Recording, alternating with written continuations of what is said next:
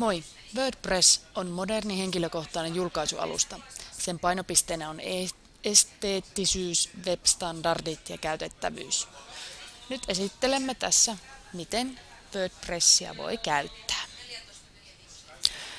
WordPress-ohjelmiston käyttö voidaan aloittaa tältä sivulta. Ja ensin on luotava oma tili aloittamalla painamalla Get Started Here.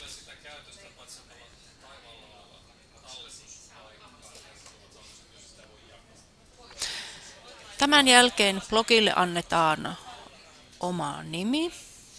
Sitten käyttäjän täytyy täydentää tänne käyttäjänimi ja salasana. Tässä on harjoitusmielessä viime joulukuussa tehty blogisivusto. Ja tämä sisältää 4 artikkelia, joista ensimmäinen on täällä alimmaisena. Ensimmäinen juttu, sen jälkeen on upotettu video ja sen jälkeen kirjoitettu 2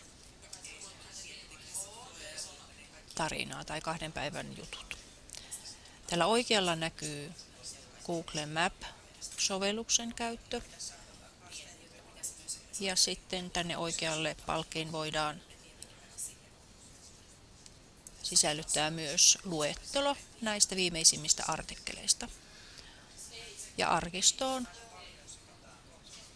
arkistossa ovat ne vanhat jutut. 8. joulukuuta kirjoitettuun artikkeliin on lisätty myöhemmin kommentti. Ja tässä 9. joulukuuta tehdyssä artikkelissa on QR-koodin käyttöä harjoiteltu ja linkin lisäämistä artikkeliin.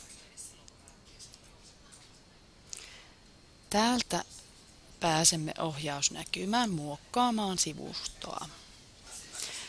Täältä löytyy mahdollisuus käyttää erilaisia vimpaimia.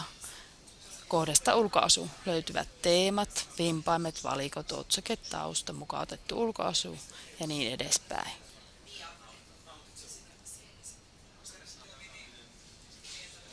Artikkelin luominen tapahtuu täältä. Lisää uusi.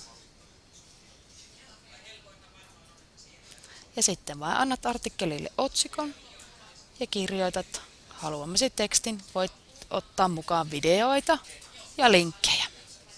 Ja sitten tallenna luonnos, voit esikatsella ja sen jälkeen julkaise.